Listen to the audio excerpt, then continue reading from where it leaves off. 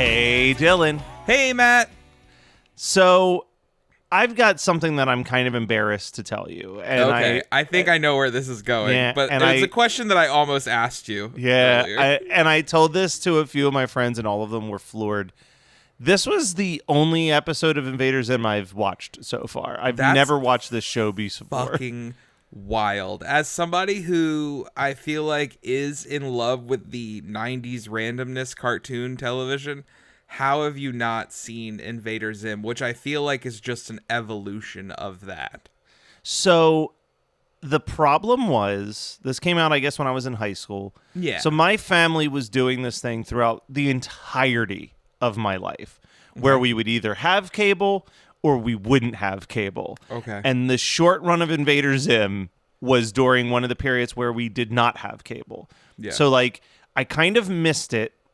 And then it was just this thing that everybody talked about. And similar to, like, Juggalos or fans of, like, horror movies, Yeah. like people who really like Rocky Horror Picture Show, like, they do a disservice to the product with the level of passion that they have for the thing. So, like, No knock on anybody that likes Rocky Horror Picture Show, man. no, look, I love Rocky Horror love Picture Rocky Show, Horror.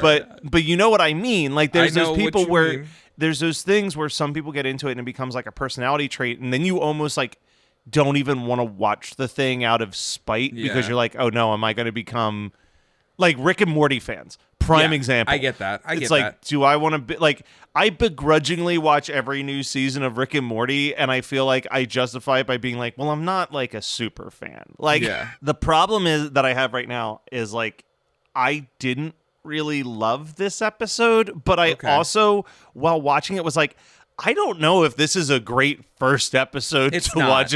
Like, It's really not. You so, really like, I might have start to- from the beginning since it's on Paramount Plus. I but, would like, try it out, see what you but think. I was like, this is not doing it for me out the gate. And I'm familiar with I've read a couple issues of Johnny the Homicidal Maniac. Like, I know, Love it. I know fucking the love whole that. vibe. You know what? I said ICP, but honestly, the thing that like Invader Zim and Johnny the Homicidal Maniac fans make me think is of it mindless self-indulgence? is mindless self-indulgence. That's 100% what it is. Like, it's one step down. It's like, Yep. like Yep. So I miss this world. I miss where, like, from 2001 to like 2010, there was this subculture of goth that was obsessed with mindless self-indulgence, Invader Zim, Foamy the Squirrel. Remember that shit? Foamy? way more. I feel like it was like a lighthearted goth. You know what I Yeah. mean? Like it was like, I feel like in the same vein as someone who dated a girl who was into all of the things that you're describing, I feel Yeah. like Happy Tree Friends kind of falls Yup, into that yup. category as well. Like it was just this very weird, like, we're goth, we're still a little punky, but like, we're not we're goth, but we're not wearing all black. Like, we're Yeah. like, Like, we're wearing here's- actually fluorescent colors a little bit. Here's a lot of black, but here's also a hot pink thing that I'm wearing on my body. Like, Exactly. And I honestly, I dug it, man. I like I that. still like MSI. Those Oh, the first yep. like 3 or 4 MSI albums I will go to bat for. Oh, Like, yeah. Shut Me Up is You'll Rebel Against Anything is such a fun record. Like, the Frankenstein Women album is great. I think up to If is really good. Yeah, Like, if is really good. And then they kind of stopped, and then when they ran a Kickstarter campaign that just like pissed me off on pure just like, how dare you, the audacity of this.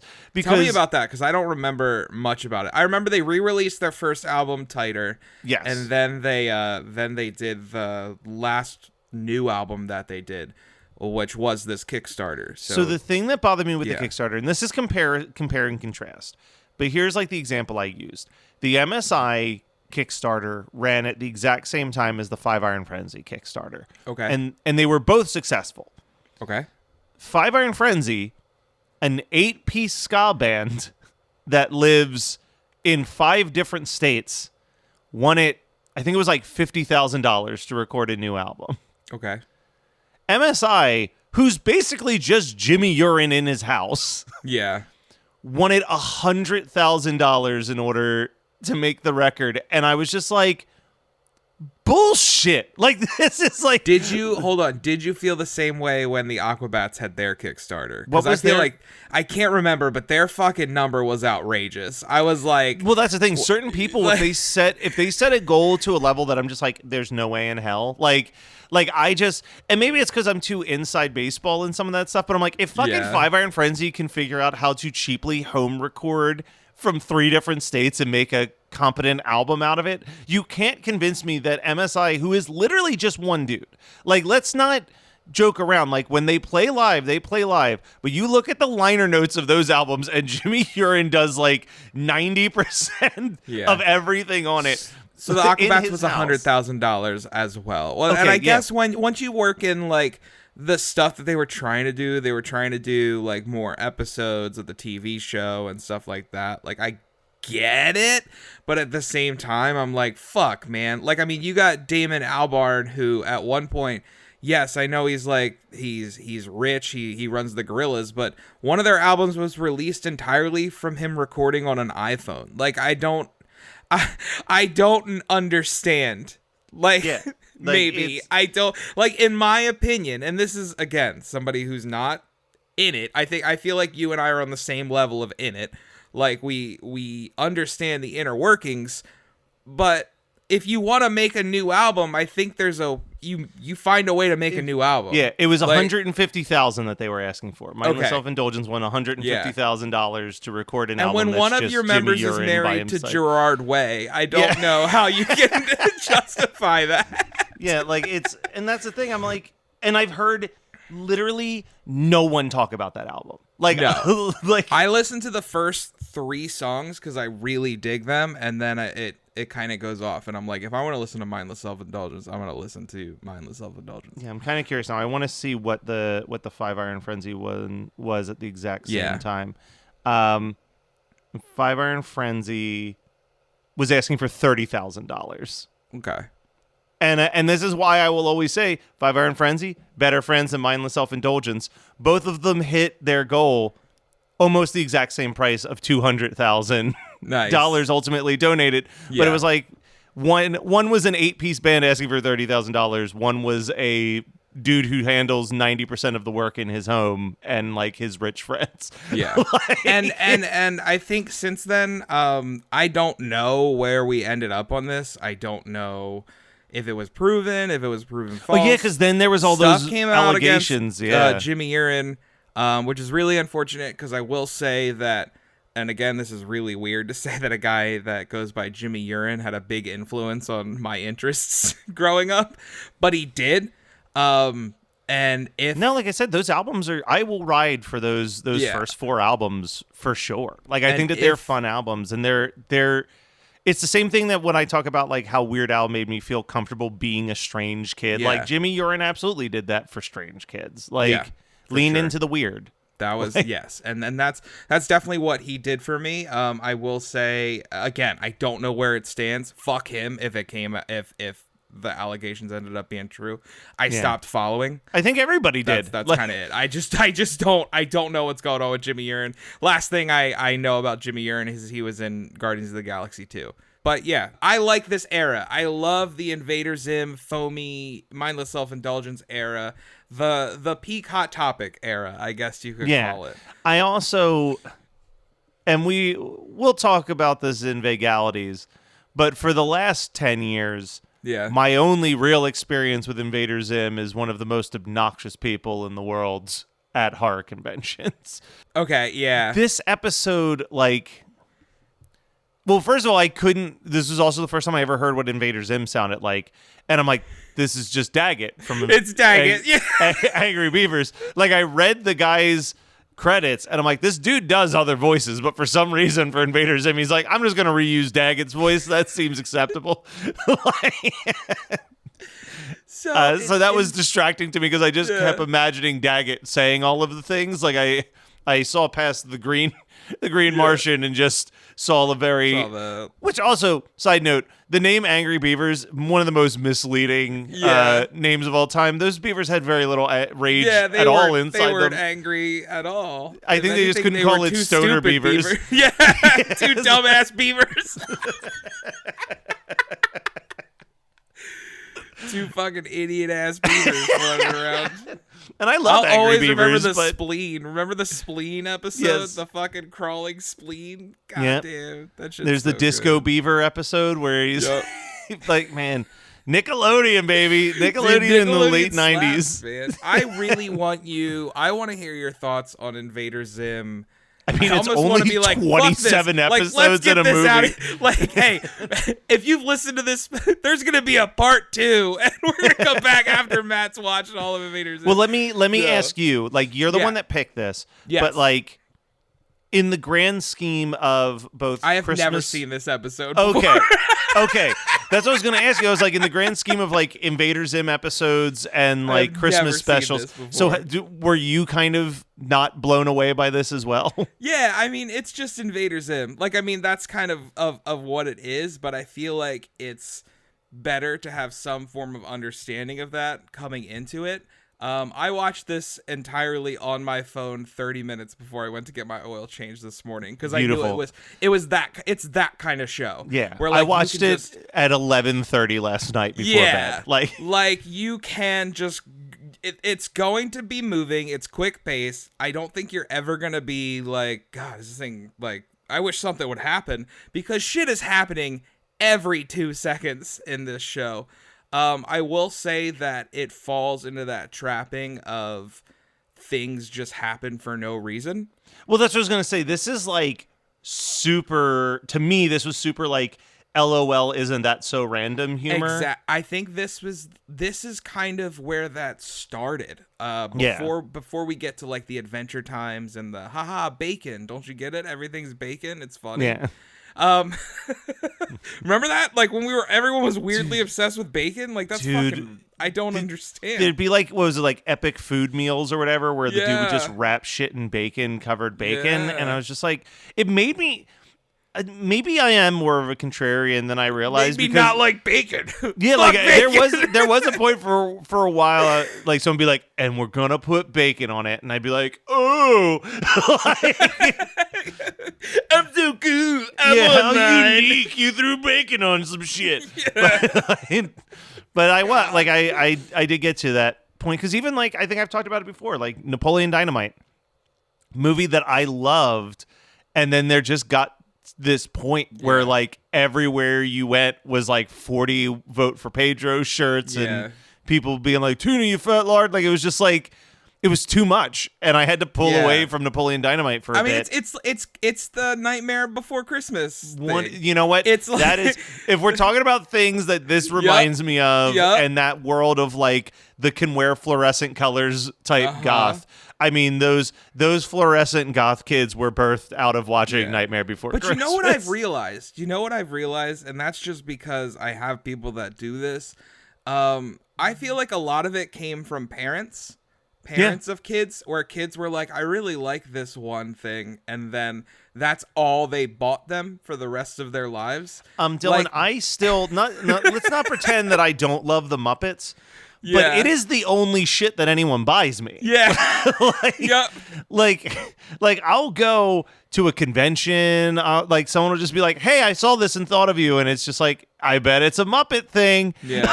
Teddy and I have been together or for coming up on 2, but we've had 2 Christmases together, and both Christmases her aunt has gotten me something Nightmare Before Christmas related. Yep. Have you ever heard me talk about Nightmare Before Christmas? I was going to say, that's the other thing. I have 4 Nightmare Before Christmas ornaments and 3 Nightmare Before Christmas mugs, and I purchased 0 of them.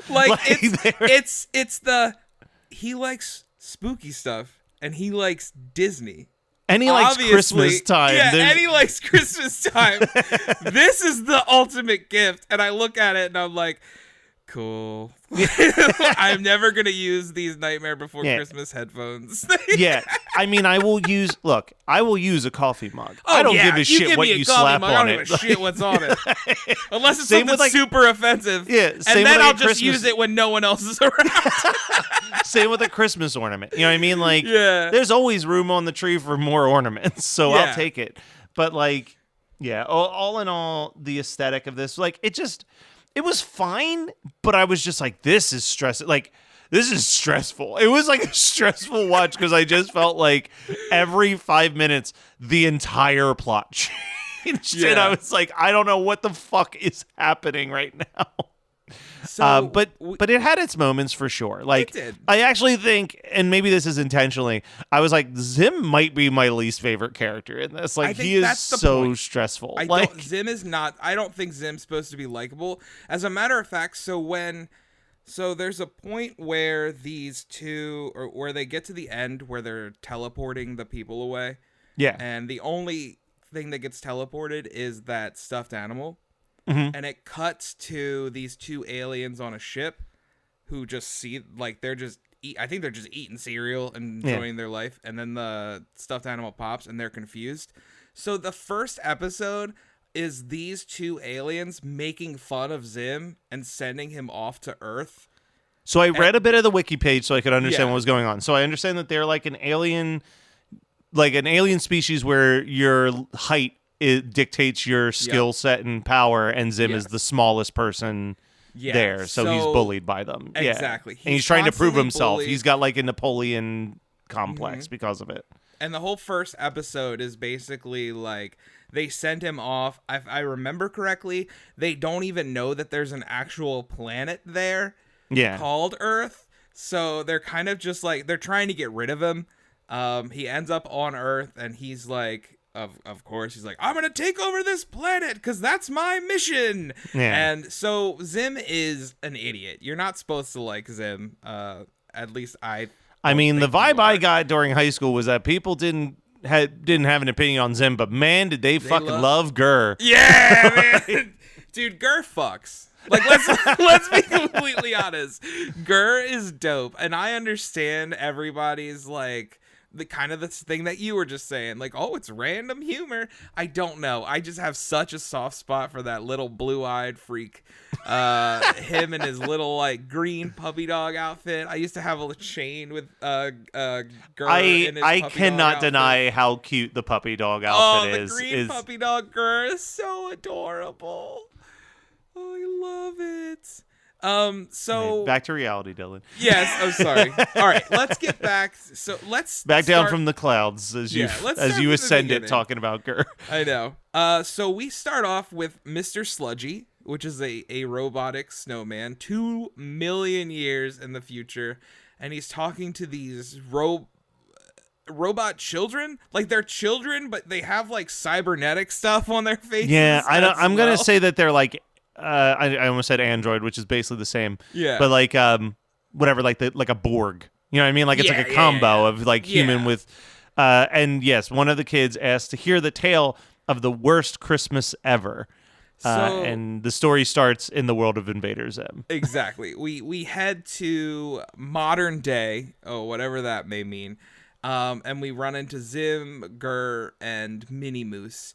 I do love the running bit that Minnie Moose has been there the entire time. This is I was the gonna ask only about appearance. that. Yeah. This is the only appearance of Minnie Moose. Okay. In the show. I will say that apparently, and this is just based off Wiki, I'm a huge fan of the first season of Invader Zim. Honestly, there was only like really. I was gonna say second season was 7 episodes. Exactly. But and this was kind of in those between the first few- two. Like Yes. yeah, so this was like season 1 ended.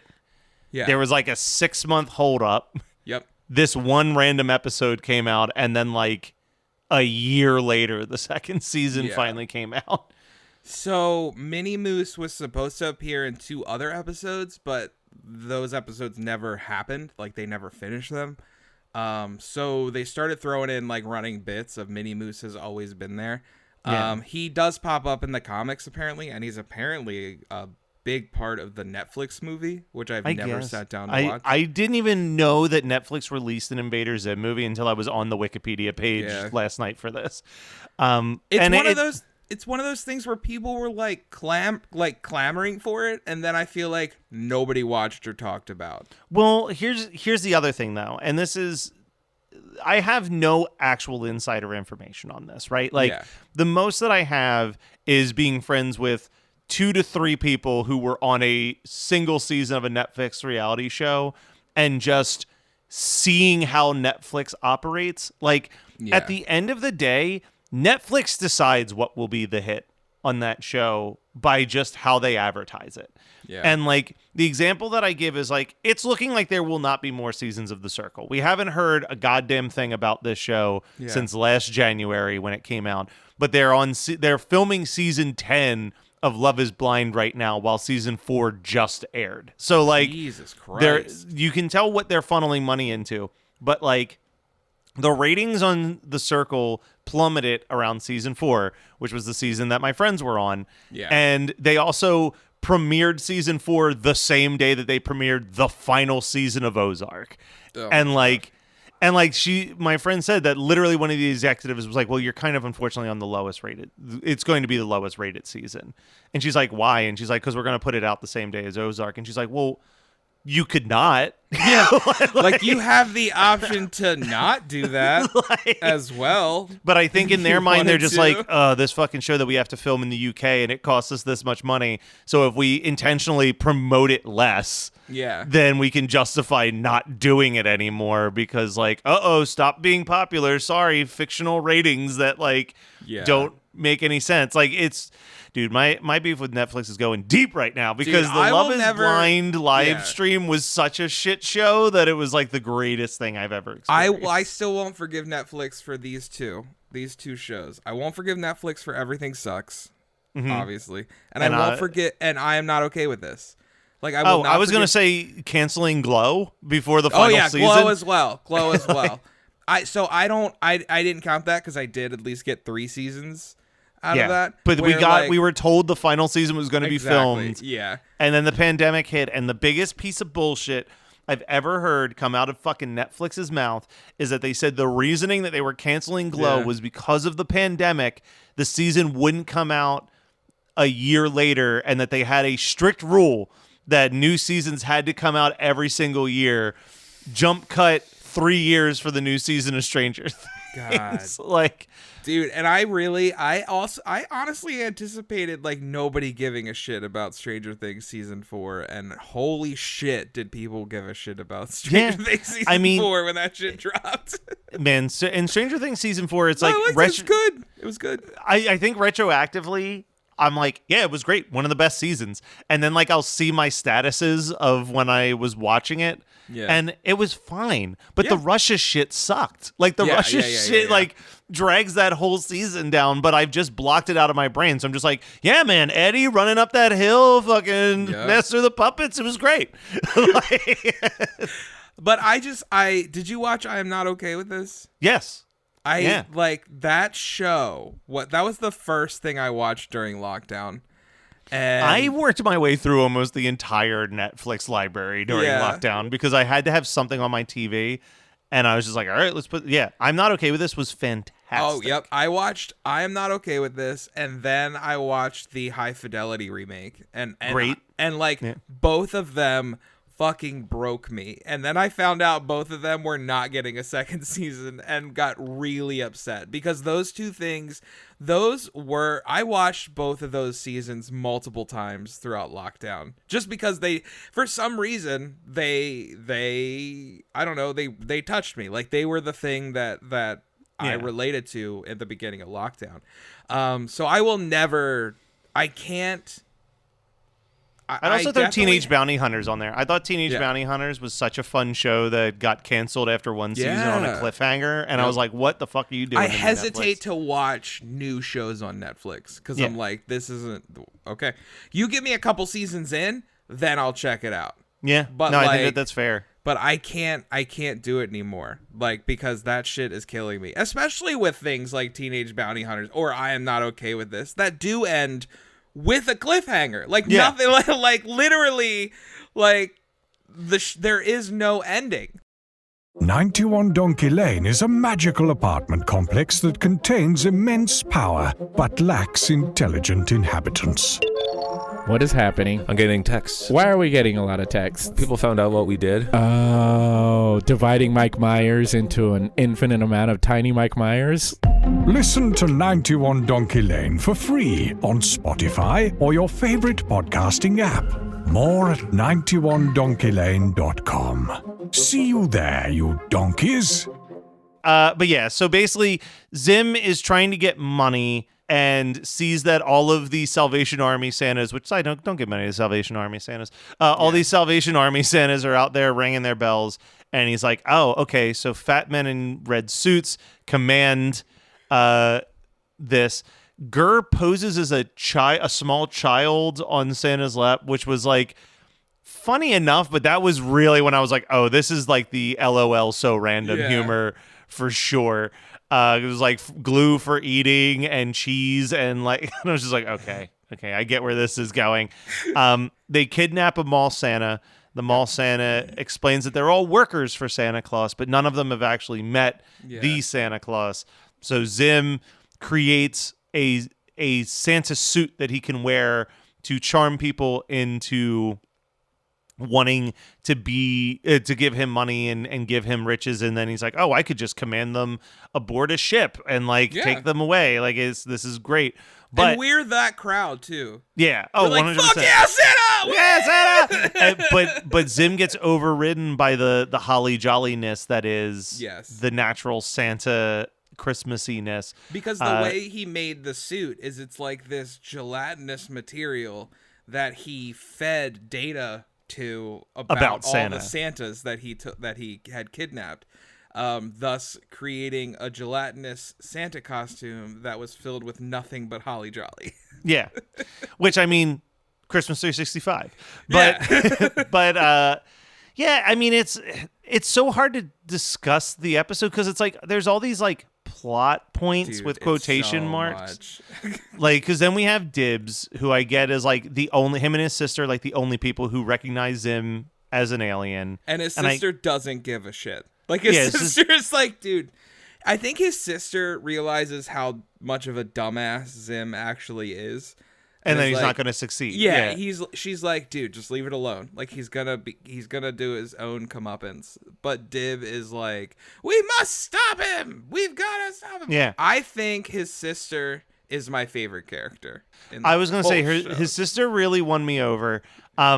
Probably the biggest laugh I got was throughout the episode. She's just hanging on a fence, staring at the neighbor's dog, holding a doll that she says is named Bitey, like Bitey the vampire or whatever, because the dog bit the head off, and she's been like seeking revenge ever since. Is it the fly? Is that what got you? It's the shot of the fly with the doll head when he's like, it was me. I accidentally transported its head onto the body of a fly, and it just cuts to this fly with a giant doll head. Yeah, because it does the huh? Like Gaz is like, huh? Yeah. The dog's like, huh? And then it cuts to a fly with a fucking vampire that turns to the screen and goes, huh? Like ridiculous. Like that shot killed me. That was the highlight of the whole episode for me, was that singular moment. I worry that this is going to be our one podcast episode that people can't follow along with because we are struggling to follow along with this episode. But you know what they can do? They can go and watch it on Paramount Plus and be equally like, it's too much. And I guess that's what I wanted to ask. Like, is if I put on Invader Zim, will it be a little bit more cohesive than whatever this Christmas episode was? Like, I'm fine with a little bit of chaotic energy, but this was like, what the fuck is even like, this was like if you took a minute-long Robot Chicken sketch and was like, we could do that for 30 straight minutes. And it was like, it was too much. Like, it was just like, you know what it reminded me of? Yeah. Are you familiar with Axe Cop? No. Okay, so Axe Cop was a comic book that became a cartoon series, and the whole premise of the comic, I've seen this. Yeah, it was a comic artist who literally just would call his 8-year-old brother and have his 8-year-old brother make up a story over the phone, and he would animate it, and like literally it's verbatim what the 8-year-old said. Like every line of dialogue, every like scene transition. And it's really funny and charming because you remember being 8 and how like every single story is just like, and then this happened, and then this happened with like no like cohesion. This felt like a whole lot of, and then this happens. Like it's the anti-Trey Parker. Yeah, I was going to say, we talked about the Trey Parker thing a couple weeks ago, and it really, like, there is no therefore or however in this episode of Invader Zim. It is just a whole lot of, and then this happens. I mean, at one point we get the Easter platypus. So I mean, there's a kaiju fight, and then basically, like, if we're gonna yada yada yada to the end of the episode, Mr. Sludgy reveals that like Earth is a dystopian nightmare that is covered by a protective shield, and this giant mutant crazy holly jolly Santa that Zim has accidentally spider like comes every Christmas, and they have to like distract it with milk and cookies so it doesn't destroy and kill all of them. Like it's just too damn much. Because like, there are moments in this episode that I want to explore. Yeah. Like I would love to do like a deep dive on a world that does have to do this. I think that's a really cool fucking concept. I think a 6-issue comic book that delves into Mr. Sludgy telling this story, but it's a cohesive story of what it is? How we end up here. This is the final season of Game of Thrones. Like, all the beats make sense, but you're telling it too goddamn fast. Yeah. I get it. Yup, you're right there. I feel like the first few episodes of Invader Zim are a little calmer than this. Yeah. I feel like they latched on to the randomness because that's what became popular. Yeah. Was the random humor. Don't get me wrong, there is random shit. Like, for some reason, homie is obsessed with putting moose in his fucking shows. Like, a moose pops up multiple times in different episodes. Well, I don't understand it. And don't get me wrong, like you're talking to a person who loved, not liked, fucking loved, like Aqua Teen Hunger Force and C Lab. You love Ren and Stimpy, like, and Ren like and Stimpy. It's... But you know what it is? I think it's even with all of those shows, even with the chaotic nature. You know what I mean? Like there is a very simple premise set. I feel like a lot of the way that I do podcasting now is inspired by those types of cartoons, right? Because it's like you set up a simple enough premise. Like it's just like there's a spider inside of the Aqua Teen Hunger Force house. It can go on a billion tangents and weirdness as long as like the main focus is this spider in the Aqua Teen house. Like Ren and Stimpy, same thing. Like as weird and fucking random as the Christmas episode was that we watched, it was a very simple premise. Stimpy farted, thought it was his kid, and was trying to find his kid. And like whatever weird crazy shit happens beyond that point, like it never breaks like that this is a wild the story. Description. but that is, I mean, that's Ren and Stimpy for you. That's it.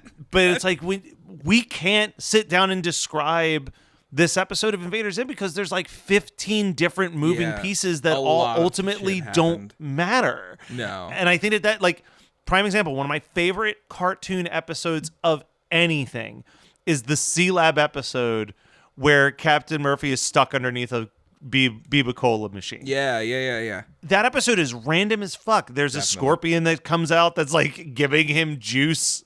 Like he's collecting teeth. There's a robot that shows up collecting his teeth. Like there's so much random shit, but the basic block of the episode is just it's the one where he's trapped underneath the soda machine. Yeah. Like it's that sitcom concept, right? Like any Seinfeld episode, any Friends episode can be still down to it's the one where. Yeah. And like there is no it's the one where with this Invader Zim episode is it's the Christmas one. Like like this. Yeah. Because there's no real true there's too much happening in 22 minutes. Like it is exhausting. It's like eating Pop Rocks and drinking a case of energy drink and then like trying to sit still. Like but I mean, I'm going to check out the rest of Invader Zim because my vibe is that clearly even as I was watching, I'm like, I'm not liking this, but I also have a feeling when I was like looking at the wiki page and seeing the release schedule and everything, I'm like, this feels like this is on an island all of its own. Like, okay, so here's my suggestion. Okay, if you sound like you are gonna check out the rest of Invader Zim, but if some reason you're like, I don't want to, give me one segment to check out, I would at least check out Game Slave 2, which that's my favorite episode of Invader Zim, and Zim's not in it. It's a total focus on Gaz, and Gaz is trying to go to the mall to pick up this new video game system, Game Slave 2, and this other kid buys the last copy. And the entire episode is about Gaz trying to get this thing from the other kid. And knowing how dark Gaz is, this heads into some fucked up places. Right. But it's 2000s like Nickelodeon versions of fucked up. It came out. Wow, this is wild. This episode came out September 21st, 2001. So like 10 days after 9/11. Yeah, absolutely insane. All right, I'm putting on my list of shows to check out. Game Slave 2. There's certain episodes like that, and that is the running through line. Is Gaz wants this gaming system, so like this is what she's gonna do. All right. There's one episode where all the kids are trapped on a bus, and it's they're trapped and they're being stalked by a killer moose. But again, the through line is that they're stuck on this bus. There's something trying to kill them. Mm-hmm. You do eventually find out that it's a ploy from Zim, like they're all in a simulation. But that's the through line. Where I feel like with this, it's like, okay, Zim and Gur needed some money. Okay. Then they make a Santa costume. Cool. Yeah. They are going to take that Santa costume, and then they're going to try to take over the world as Santa, because everybody loves Santa. Awesome. Oh no, the Santa costume is sentient and is now going to kill Zim. Like, there's just so fucking much, because that was the first 5 minutes of this fucking show. And there was still 16 additional minutes. Like it was very, I was like, I am fucking tired. Dude, like it was. I watched this morning, and I'm like, line after line after line. I'm like, I need to write that one down. And then I'm like, or wait, I just missed that. Hold on. I should write that one down. No, I'll remember it. No, I won't. I don't remember anything that happened in this. Because so much fucking happened. Yeah, I will report back. Like, I put Invader Zim pretty high on my to watch list. So it will. Good. This is coming out May 1st. I am willing to predict that by the end of the month of May, I will have watched Invader Zim in its entirety. And we can talk about it on a future episode. How about it? Until then, Dylan, I hope you don't have the most horrible Christmas ever. Dude, I hope you don't have the most horrible Christmas ever as well. Whoa, oh, whoa, oh, oh. Now we won't stop till the big ball drops on New Year's. Have a happy holiday. Have a great, great, great holiday. Have a merry happy holiday.